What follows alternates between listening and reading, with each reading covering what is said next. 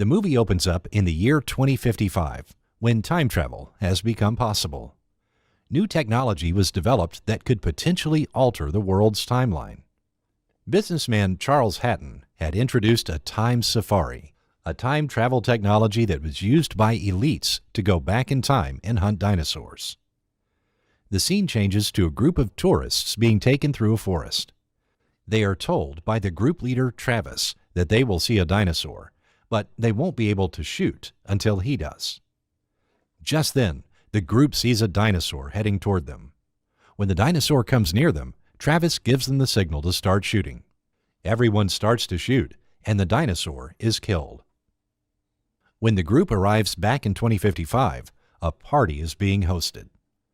We find that Charles Hatton charged large amounts of money from the tourists in exchange for them being able to time travel. Suddenly, the party is interrupted by a woman named Sonia Rand. She sprays all the guests with blood and tells them that their time-traveling activities will ruin the world. Sonia is escorted out of the building forcibly by security. Travis, who has been watching everything, follows Sonia outside and asks her who she is. Sonia informs him that she is the one who created time travel software, Tammy. Travis tells her that he read up on all of the details of Tammy, but had not found her name anywhere. She tells him that Charles is trying to erase her from the company, because even though she created the technology, she had been strongly opposed to anyone using it. The next morning, Travis arrives back at the Time Safari building. There, Charles introduces him to two rich businessmen named Eccles and Middleton. They're going to be the next ones to time travel. Travis shows them the guns that will be used to kill the dinosaurs. He then takes them to a medical center where the two of them are given immunization shots. The doctor tells them that they are not allowed to kill anything because it may alter the timeline and cause irreparable damage. He then lists 3 rules for them that they must follow. They were only allowed to kill dinosaurs that were going to die within the next few minutes due to a natural disaster. The two businessmen are then taken to the machine where they are prepared for time travel. Eccles begins to hyperventilate, but Travis tells him that he and his team have everything under control. Then they arrive in a forest through a portal. Travis leads everyone ahead and again tells Eccles and Middleton not to touch anything. Then they hear a dinosaur heading toward them, and Travis tells everyone to prepare to shoot. Once the dinosaur is close to them, he orders everyone to shoot. However, when Travis tries to shoot, his gun gets jammed, which means that no one else can shoot either.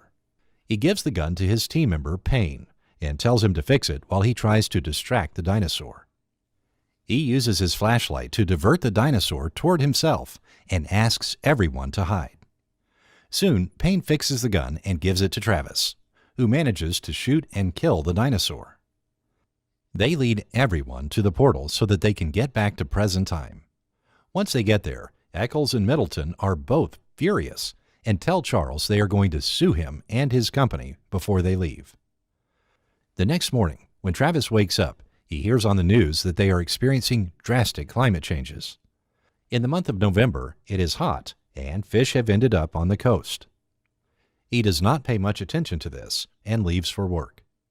Outside, he notices a crowd of people who have gathered around something. When he goes closer to check, he is told that a strange tree has emerged from within a thick wall.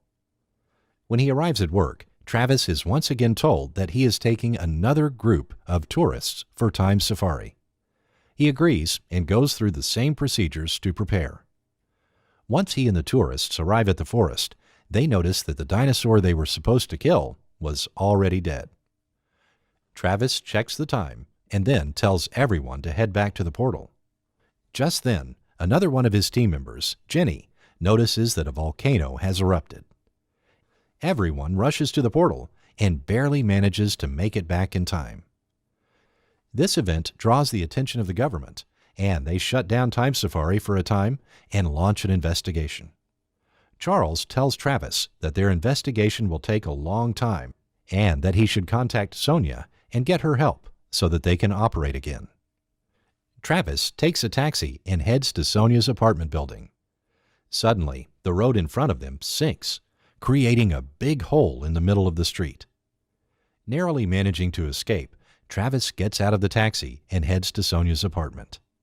When he arrives there, he notices a group of people outside who are knocking on her door and telling her to talk to them. Sonia looks through the peephole and brings out her rifle. She threatens them, telling them to leave before she shoots. Seeing this, Travis takes fertilizer from a delivery man that was meant for her and takes it up to her apartment. He pretends to be the delivery guy and goes inside. He then reveals who he is to Sonia and asks for her help. He tells her that strange things have been happening around them. She tells him that they have altered something in the timeline that is now causing changes in their world. She tells him to look out the window when, suddenly, a time wave hits them and sends them flying back. Once Travis recovers, Sonia tells him that they are experiencing the changes 24 hours after something was altered. She tells him that they will continue seeing drastic changes that may result in all of humanity dying. All of a sudden, they hear someone scream outside and rush to check. As soon as Sonia opens the front door, they notice a woman covered in beetles. They notice that the whole floor is covered with beetles and back off into Sonia's nursery. Beetles start climbing on them. Travis grabs a hose and begins to wash them away. The wiring starts to spark and causes a blast due to the CO2 cylinders next to it. Travis and Sonia manage to escape by jumping out of the window. They notice that more strange trees have grown outside, and there are already signs of destruction. She tells Travis that they need to head back to the Time Safari building to get more answers. There, Sonia tells them that they will have to time travel once again so that they can fix whatever they had changed. After some more research, Sonia tells everyone that someone brought something back from the past. However, she is confused as to how this is possible, considering the biofilter she had put in place to prevent this. Just then, Charles tells her that he had turned off the biofilter since it was costing him a lot of money to keep it running. Knowing that they only had a few hours to fix everything before an evolutionary change takes place, Sonia sends Travis back through the time travel machine. He arrives at a barren field. He is about to go and explore when he notices another time wave making its way toward him. He jumps back into the portal and makes it back to the present time. He only has a few seconds to warn everyone of the time wave before it hits them. The lights go out everywhere, and there are overgrown deadly plants surrounding them. When they get back up, they find that the time travel machine has been destroyed due to the time wave. Payne tells Travis that he had found that all of them weighed a few grams heavier after they came back from their travel with Eccles and Middleton. They then decide to track the two of them down so that they can get answers. They also take their equipment and leave the building. Suddenly, they are attacked by a creature that looks like a mix between a cat and a dinosaur. They manage to take one down, but are once again attacked by the whole pack. Payne, injured by a deadly plant, stays behind and gets killed by the creatures. Then the group arrives at Eccles' house. He blames them for ruining everything and tells them to leave. Before they leave, he tells them where Middleton is. Travis goes into Middleton's house and calls out to him. All of a sudden, he gets attacked by him. Travis manages to fight him off and asks him if he brought anything back from their trip, but instead of answering, he kills himself. Sonia joins Travis, and the two of them go through his belongings. They find a butterfly crushed under his shoe. Sonia tells Travis that this butterfly is the reason they are experiencing so many changes. They decide to head back to the building so that Sonia can get the Tammy software and use the particle accelerator at a university to build another time machine, since the backup generator at the Time Safari building had stopped working. Soon, they arrive at the building and go inside. Sonia notices dinosaur bats sleeping on the roof. She carefully goes inside and gets the Tammy software. She also notices Charles Hatton's dead body submerged in the water. She quickly leaves the building with Travis and Jenny. They arrive at a subway and decide to swim through a swamp to make it to the university. They make it to a damaged train and climb inside. Travis starts moving forward while the two women follow him.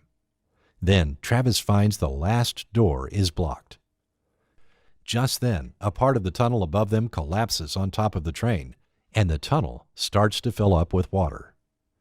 Travis tells Jenny to climb through the window, or they will drown. Just when she steps forward, a creature that looks like a sea snake attacks her and kills her. The train quickly fills up with water. Sonia and Travis swim through the window to get to the surface, but Travis is attacked by the creature. He manages to stab the creature, but is unable to swim to the surface and loses consciousness. Sonia drives back down and rescues him. The two of them make their way to the university, where she turns on the backup generator and launches the Tammy software. She tells Travis that he will only have a few seconds to fix everything. As soon as Travis time travels, another wave hits them, and Sonia turns into an alien-like creature. Meanwhile, Travis arrives at the moment when his gun jammed. He manages to stop Middleton from stepping on the butterfly and warns Jenny. He tells her to give the recording of the trip to him in her time and to turn on the biofilter. The movie ends with Jenny handing the recording to Travis in present time, who will use it to shut down time travel once and for all. If you enjoyed this movie recap, make sure to hit the like button. And if you want to see more of these, subscribe to the channel and check out our other videos.